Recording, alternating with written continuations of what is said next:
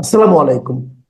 প্রিয় দর্শক, অন্য মঞ্চের আলাপ চাইতায় আপনাদের সকলকে আমন্ত্রণ জানাচ্ছি।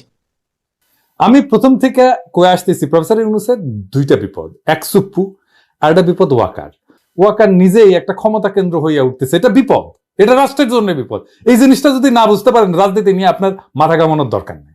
রাষ্ট্রে ক্ষমতা কেন্দ্র একটা সে পাল্টা ক্ষমতা কেন্দ্র তৈরি করতেছে যেহেতু তার আন্ডারে ট্রুপস আছে।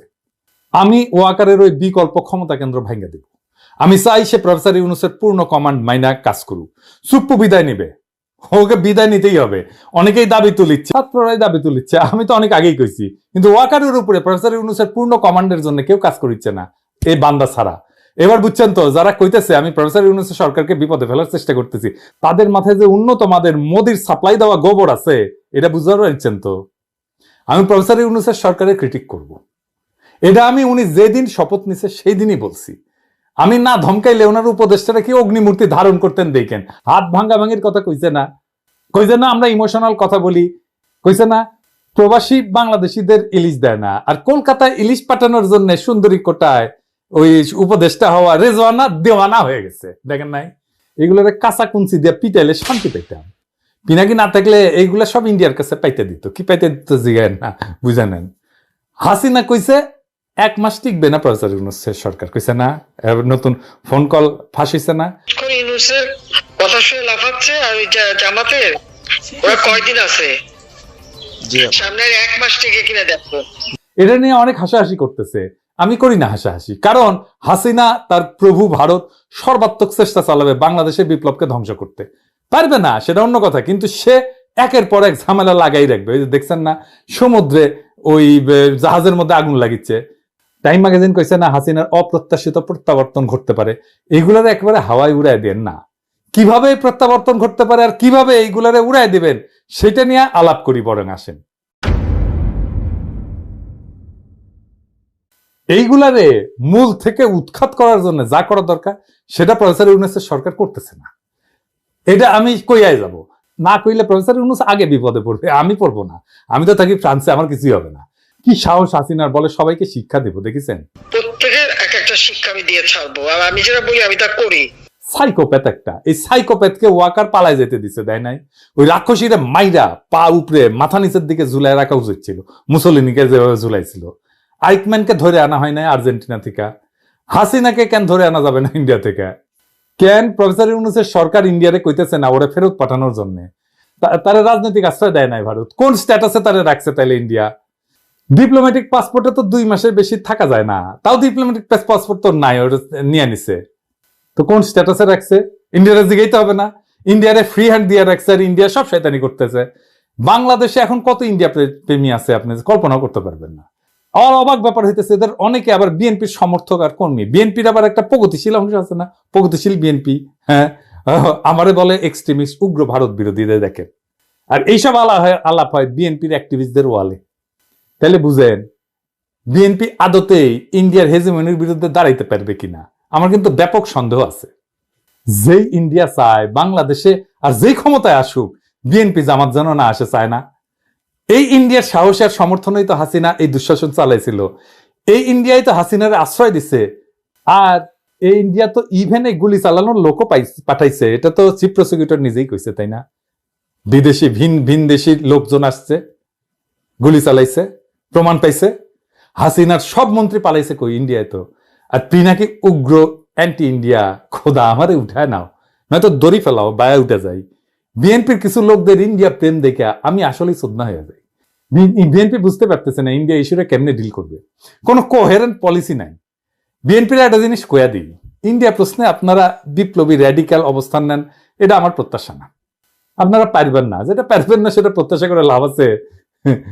তো জানি আপনাদের সরকার চালাইতে হবে, সেটা অন্য বিষয়। কিন্তু আপনার কর্মীরা, সমর্থকেরা ইন্ডিয়ান হেজিমনির বিরুদ্ধে কণ্ঠস্বরকে ডেমোনাইজ করার পলিসি নেয় কেন? এটা কেঙ্কা আলাপ? এর ফল আপনারাই ভোগ করবেন, আমি না। আপনাদের ইন্ডিয়ার সাথে ডিল করার শক্তি কমে যাবে। ইন্ডিয়ান হেজিমনির বিরুদ্ধে ভয়েসকে দুর্বল করার চেষ্টা করলে আমরা দুর্বল হব না, আপনি দুর্বল হবেন। যাই হোক, হাসিনা ওই যে অপ্রত্যাশিত প্রত্যাবর্তন এর জন্য কি করিচ্ছে সেটা না দেখি। হ্যাঁ,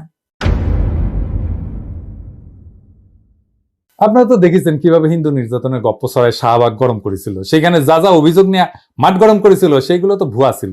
তাই এই ভিডিওতে পরিষ্কার, এইটা শেয়ার দেখান না সেই ভিডিওটা। আমার কলিগের বাড়িঘর পুড়িয়ে দিয়েছে, 40 বছরের সংসার তছনছ করে দিছে।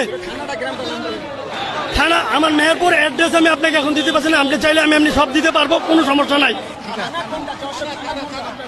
থানাটা ভুলে গেছি আমার এই মুহূর্তে, আমার মনে নাই, বাট হচ্ছে গেল আপনি আপনার বাড়ির থানা যদি আপনি ভুলে যান, এই ধরনের রং ইনফরমেশন ঠিক আছে, আমাকে যেতে হবে ওই জায়গায়, আমাকে যেতে হবে। দেখেছেন কি মিছা কথা করছে, হিন্দু সেই যে আওয়ামী গুন্ডারাই মিছিলে যোগ দিচ্ছে, দেখেছেন? এই যে দেখেন, আবার দেখেন বাচ্চাদের দিয়ে মিছা স্টেটমেন্ট দেওয়া হয়েছে, আবার বাপ কয় যে ভুল করেছে আমার পোলা। সমস্যা যা হওয়ার সেটা হয়েছে। এই যে দেখেন ফরহাদ জয় মিরপুর 1-এর আওয়ামী লীগের গুন্ডা অনেক ছাত্রদের ধরে ধরে পুলিশের কাছে দিছে, পিটাইছে, এমনকি হত্যাও করছে এবং হত্যায় সহায়তা করছে। এখন সে হিন্দু, সে যে বিক্ষোভ করিচ্ছে, দেখেছেন? শাহবাগে হিন্দু সম্প্রদায়ের উপরে হিন্দু হওয়ার কারণে কোনো হামলা হয় নাই, একটাও প্রমাণ করতে পারবেন না। যারা হাসিনার দল করতো তাদের উপরে জনতা আক্রমণ করছে, এটা হিন্দু মুসলমান নির্বিশেষে। হিন্দু আওয়ামী লীগেরও পিটন খেয়েছে, মুসলমান আওয়ামী লীগেরও পিটন খেয়েছে। আওয়ামী লীগ হইয়া গুন্ডামি করবেন, পাল্টা মাইর খেললে বলবেন আমি হিন্দু, এটা তো চলবে না রে ভাই। এই শয়তানি আর কতদিন? দুর্গাপূজার প্রতিমা ভাঙা হইতেছে অনেক জায়গায়, কিশোরগঞ্জ, বাকেরগঞ্জ, আপনারা সার্চ দিলে পাবেন। আমি অনেক রিপোর্ট দেখলাম। আমি হিন্দু সম্প্রদায়কে একটা কথা বলি, আপনারা প্রতিমা বানাইতেছেন, উৎসব করবেন, আপনারা প্রতিমা পাহারা দেন না কেন? আপনারা ফেলায় চলে যান কেন? রাতে পাহারা দিতে আসলে 3টার সময় ঘুমায় যান কেন, আর ওই সময় এসে ভেঙে যায়? এমন না যে আপনাদের তারাই দিয়া মন্দির থেকে ওই সবার সামনে ভাঙতেছে, তা তো না। লুকায় লুকায় থাকতেছে, লুকায় লুকায় ভাঙতেছে। আপনারা যখন অসতর্ক তখন এসে ভাঙতেছে, তার মানে আপনারা কখন অসতর্ক সেটার খোঁজ রাখতেছে তারা, বুঝছেন তো? ওদের ইন্টেলিজেন্স আছে। যেই দেশে ব্রিগেডিয়ার জেনারেল আর্মির পোশাক পরে ডাকাতি করে, ওই দেশে সতর্কতা লাগে, একটু বেশি সতর্কতা লাগে। আর দেশে তো এখন একটা অস্বাভাবিক পরিস্থিতি বিরাজ করতেছে, তাই না? পুলিশ নাই, একটা সরকার পরিবর্তন হয়েছে, এটা বিপ্লব হয়েছে, এতগুলো মানুষ মারা গেছে, মানুষের মনে ট্রমা, কোথাও কোনো ল অ্যান্ড অর্ডার নাই, সরকার গুছায় বসতে সময় লাগতেছে। আপনারা যে অরক্ষিত রাখতেছেন প্রতিমাকে, এর দায় কার? ইন্ডিয়া তো দেখাইতে চায় বাংলাদেশে হিন্দুরা নিরাপদে পূজা করতে পারে না। দেখেন ইন্ডিয়া মিডিয়া কি বলা হইতেছে হিন্দুরা শঙ্কার মধ্যে পূজা করতেছে। আবার দেখেন ভারতের আলো, মানে প্রথম আলো কি চাপাইতেছে, দেখেছেন? প্রথম আলো, মতি ভাই আপনার কলে খবর আছে। মতি ভাই আপনি তো বুঝিচ্ছেন না, বুঝছেন? আপনি ইন্ডিয়ান এজেন্ডা চালাই যাচ্ছেন, যতই করি নিষেধ করি ততই আপনি চালাই যাচ্ছেন, ছাড়িচ্ছেন না, তাই না? প্রথম আলো কলে আলো দিয়া আরো আলো করে দেওয়া হবে, বুঝছাও মতি ভাই? বেশি আলো দেওয়া হবে কিন্তু, প্রথম আলো বেশি আলো দেওয়া হবে কিন্তু। মশাল মিছিল নিয়ে যায়, যদি ঠাসি না খান এখনো। এইগুলো কারা ভাঙিচ্ছে? এগুলো এজেন্সি ভাঙিচ্ছে। আমি সে আলাপে আসতেছি, কিন্তু হিন্দু সম্প্রদায়কে কইতেছি আপনারা স্বাভাবিক নিরাপত্তার ব্যবস্থা করবেন, কোনো আলাদা কিছু করতে হবে না। এজেন্সি নাশকতার চেষ্টা করতে পারে, এই সম্ভাবনা আছে। সেনাবাহিনী সতর্ক থাকলে কিছু হবে না। আর একটা বিশেষ সময়ে, যেই সময় ভিন্ন একটা দেশ, সেই দেশের মদতপৃষ্ট পতিত ক্রিমিনাল রাজনৈতিক দল আর সেই দলের রেখা যাওয়া দুর্বৃত্ত গোয়েন্দা সংস্থার শয়তানি চেষ্টা থাকবে, সেই শয়তানি চেষ্টা রুখে দেওয়া সম্ভব। তখনই সম্ভব যখন আপনি আপনার শত্রুকে ঠিক মতো চিনতে পারবেন, যখন আপনি চিনবেন আওয়ামী লীগের ভারত আপনার প্রকৃত শত্রু, যারা আপনাদেরকে দাবার ঘুঁটি হিসেবে ব্যবহার করে, সেই দিনই আপনি মুক্তি পাইবেন, সেই দিনই আপনি নিরাপদ হইবেন, সেদিনই আপনি নিরাপত্তা পাইবেন। এটা বুঝছেন? এবার আসেন কালো পতাকা নিয়ে আলাপ করি। এখন দেখেন আর একটা মজার জিনিস দেখাই।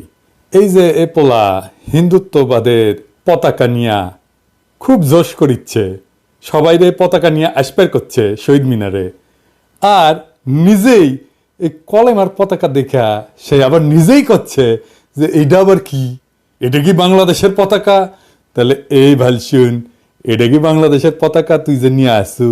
হ্যাঁ, দেখিছেন তো কি অবস্থা? নিজের বেলায় আটি সাটি, পরের বেলায় সিমটি কাটি।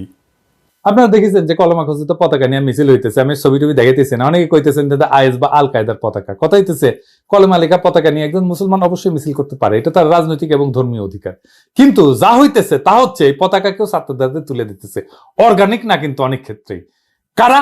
প্রাথমিক তদন্তে জানা গেছে যে ছাত্রলীগের অনেক প্রোফাইল কলেমা প্রোফাইল হয়ে গেছে।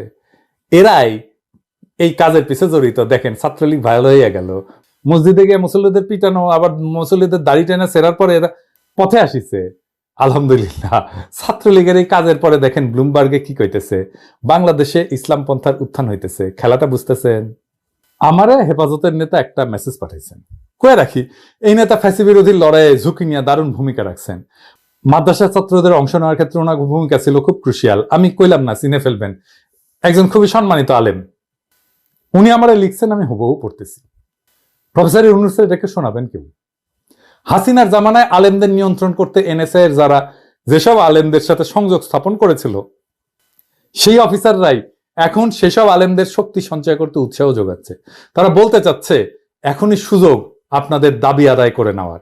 আপনারা মাঠে দাবি তুলুন, আমরা সরাসরি শীর্ষস্তরে পৌঁছায় দেব এবং আপনাদের পক্ষে কাজ করব। আমরাও চাই আলেম ওলামারা বিভিন্ন গুরুত্বপূর্ণ দায়িত্বে যাক, দেশ পরিচালনায় তাদেরও ভূমিকা থাকুক। আমরা সুপারিশ করেই না আফম খালেদ সাহেবকে ধর্ম উপদেষ্টা করছি। আপনারা দাবি তোলায় আমরা বলেই শিক্ষা সংস্কার কমিটি বাতিল করছি। এখনই সুযোগ কমিশন বাস্তবায়নের দাবি তোলার। তো উনি আমার রিকোয়েস্ট করে করতেছেন যে অনেক ক্ষতি হয়ে যাওয়ার আগে এসব বিষয়ে সতর্ক করে সাধারণ ধার্মিকদের সচেতন করতে সহনশীল এবং যৌক্তিক ভাষায় লিখুন এবং বলেন। উনি আরো বলতেছেন যে ইসলামী অঙ্গনের বড় অংশ কিন্তু উগ্রবাদের বিপক্ষে এবং শান্তিকামী। বর্তমান তৎপরতার বিপদটা আপনি নজরে আনলে অনেকেই সচেতন হবেন এবং অনেকেই সচেতন করতে উদ্যোগী হইতে সাহস পাবেন। প্রফেসর ইউনূসকে পরামর্শ দিয়ে লেখা যায় কিনা যে হাসিনার সাজানো গোয়েন্দা সংস্থাগুলোর শুধু ডিজি পরিবর্তন করলেই হবে না, বরং এনএসআই এবং এর রাজনৈতিক শাখা এবং স্পেশাল অ্যাফেয়ার্সের বিভাগের উপর থেকে নিচ পর্যন্ত সকল অফিসার এবং সদস্যদেরকে বদলাইতে হবে। যতগুলো জায়গায় উগ্রবাদের ইশারা দেখতেছেন, এটা করতেছে এনএসআই। এনএসআই মানেই কলে র। আমি ফ্রান্সে বসে এই খবর পাই, আর ঢাকায় বসে স্বরাষ্ট্র উপদেষ্টায় খবর পায় না, উপদেষ্টা মন্ডলী খবর পায় না। ফাইনালি আর একটা বিষয় নিয়ে আলাপ করি, কিভাবে হিন্দু কার্ড খেলা শয়তানি করা হইতেছে। আমি আমার দর্শকদের কাছে একটু মাপ চাই নিতেছি। একটা ঘটনার বিস্তারিত বলতে হবে, আপনার মনে হইতে পারে ক্ষুদ্র ঘটনা, কিন্তু এটা এক্সাম্পল হিসেবে বলা ভালো, কারণ আমি এটা নিয়ে ইনভেস্টিগেট করছি। কারণ এই ঘটনা যখন আমি দেখছি নিউজ হিসাবে, আমাকে খুবই তাড়িত করছে যে বাংলাদেশে একজন হিন্দু মানুষকে মালাউনের বাচ্চা বলে গালি দিবে, এটা আমাকে তাড়িত করছে। সেই জন্যই আমি এই ঘটনার ইন ডেপথ আমি দেখছি এবং দেখা যেটা বের করে আনছি সেটা আপনাদেরকে আমি একটু বলতে চাই। তাহলে বুঝবেন যে কিভাবে এই সমস্ত ঘটনাগুলো যেগুলো প্রচারিত হয় তার অধিকাংশই কেমন মিথ্যা। আমি তো সব করতে পারি না, কিন্তু আপনাদেরকে একটা এক্সাম্পল দিয়ে দেখাই দিই কিভাবে এইখানে একটা লোক ভিকটিম কার্ড এবং সংখ্যালঘু কার্ড খেলায়, সে আসলে যে ভিকটিম তাকেই সে বিপদে ফেলছে। এটা একটু শুনেন মন দিয়া। আমি একটু সময় নেব আপনাদের, কিন্তু এটা শোনাটা আপনাদের জন্য খুবই জরুরি। যাতা করে গালাগালি পারে মালায়নের বাচ্চা কয়া, হ্যাঁ আজকেও গালাগালি পারছে। কত বড় সাহস, মালায়নের বাচ্চা হইয়া এখনো বসে রয়েছে। জায়গার মালিক 5 ভাই 2 বোন, মানে এক ভাই মারা গেছে, তার ওয়াই পাইছে, সব জায়গা দখল করতে চাইতেছে। চুক্তি যে নাকি মারা গেছে তার সাথে চুক্তি ছিল। বাকি 4 ভাইয়ের সাথে কথা হয়েছে, ছোট ভাইয়ের সাথে, সে দেখাশোনা বলছে যে এই ভাড়া আমরা আপনার ভাড়ার সাথে সমন্বয় করব। তো বললাম যে আপনার তো এইরকম হয়েছে, যে ভাই মারা গেছে ওনার ওয়াইফ আমাদের সাথে আইসা বজগট করতেছে। সে বলে আপনারা থানায় এবং আর্মিকে জানাই দেন। মালিক তো 5 জন, এখন ভাড়া দিব কাকে? এই কথাই আমরা ওনাকে বলি যে আপনারা তো 5 জন মালিক, আপনারা বসেন, যার সাব্যস্ত হয় তাকে ভাড়া দেব। 17-18 মাস হয়ে গেছে, এই ভাড়ার টাকা আমাদের দেন। পার মাসে ভাড়া 40,000 টাকা ডিডে লেখা, কিন্তু ভাড়া আরো বেশি। এই নিউজটা আপনারা দেখেছেন, আমি করে দেখেছি, একবার না বেশ কয়েকবার। আর বোঝার চেষ্টা করেছি যে সাংবাদিক সাহেব কি বোঝাবার চাইছেন, আপনারা কি বুঝেছেন। আমি কিন্তু বরাবরই বুঝে ফেলেছি। সাংবাদিক সাহেব বুঝাতে চাইছেন যে ভাড়াটিয়া সুনীল বাবুকে মালিক পক্ষের গুন্ডারা আসিয়া মালায়নের বাচ্চা বলিয়া গালি দিচ্ছেন এবং সেই সাথে এখনো দোকান সারেস নাই বলিয়া হুমকি দিচ্ছে, তাই না? এটা করলে সরাই ফেলছে চ্যানেল আই, কিন্তু এই ভিডিওটা ছিল। তো এটা তো মহা একটা অন্যায় কাজ, এটা তো বলার অপেক্ষা রাখে না, তাই না? কিন্তু ওই রিপোর্টে কি আপনারা শুনেছেন যে মালিক পক্ষের সন্ত্রাসী ছাত্ররা নিজের মুখেই কথা বলিছে? আমি কিন্তু শুনি নাই, ভিডিও দেখেছিলাম। ভিডিও প্রতিবেদনটা 3-4 বার লারে সারা দেখেও আমি বুঝলাম না এই কথাটা কে বলতেছেন। ভাড়াটিয়া সুনীল বাবু নিজের মুখে অভিযোগ করতেছেন। যাতা করে গালাগালি পারে মালায়নের বাচ্চা কয়া। হ্যাঁ, আজকেও গালাগালি পারছে। কত বড় সাহস মালায়নের বাচ্চা হইয়া এখনো বসে রয়েছে। পুরাই মেরে ফেলাই তুমি, একবারে ঘাট ধরে বাই করে তুমি মালায়নের বাচ্চা।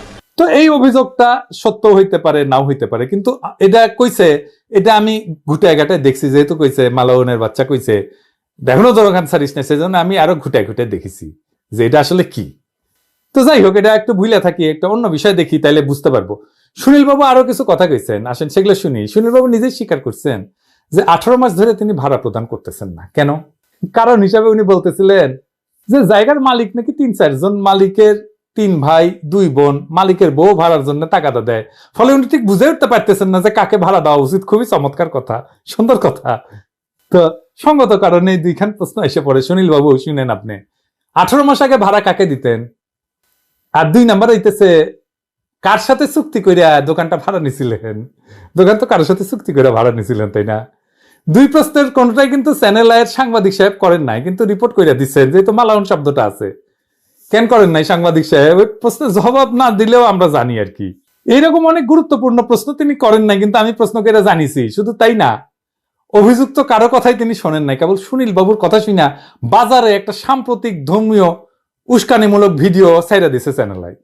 যাই হোক, কারণ পাবলিক এগুলো খায় খুব, তারপরে ইন্ডিয়াও খায় এগুলো, তা খায়, আমাদের খাওয়ানো অত সহজ হবে না। তো আমি এই সমস্ত ঘুটায় যে খবর পাইছি সেটা হইতেছে, সুনীল বাবুর কাছে একখানা চুক্তিপত্র আছে আগামী 2028 সাল পর্যন্ত।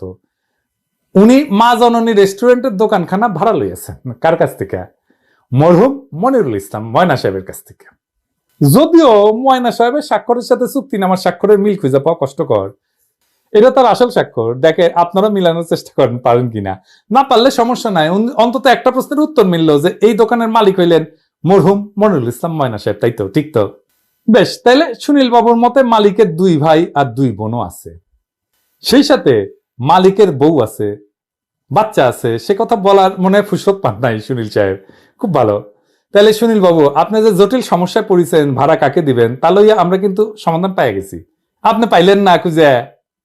মরহুম ময়না সাহেবের যদি স্ত্রী পুত্র থাইকা থাকে ওয়ারিশ হিসাবে, তাহলে আপনি ভাড়া দেওয়ার জন্য ভাই বোন খোঁজেন কেন? হ্যাঁ, ঘটনা কি আপনার? আপনি তো ভাড়াটা দিবেন না, টাকাটা মেরে দিবেন, ভাড়া দেওয়ার মতলব নাই। তো এই সমস্ত উল্টাপাল্টা কথা বলেন কেন? আপনি তো নিজের বাসা ভাড়াটাও দেন না, ওই মালিকেরই আর একটা ফ্ল্যাট দখল করে বছরের পর বছর স্ত্রী পুত্র কন্যা পরিজন নিয়ে বেশ আমোদেই আছেন, ভাড়া দেন না কেন?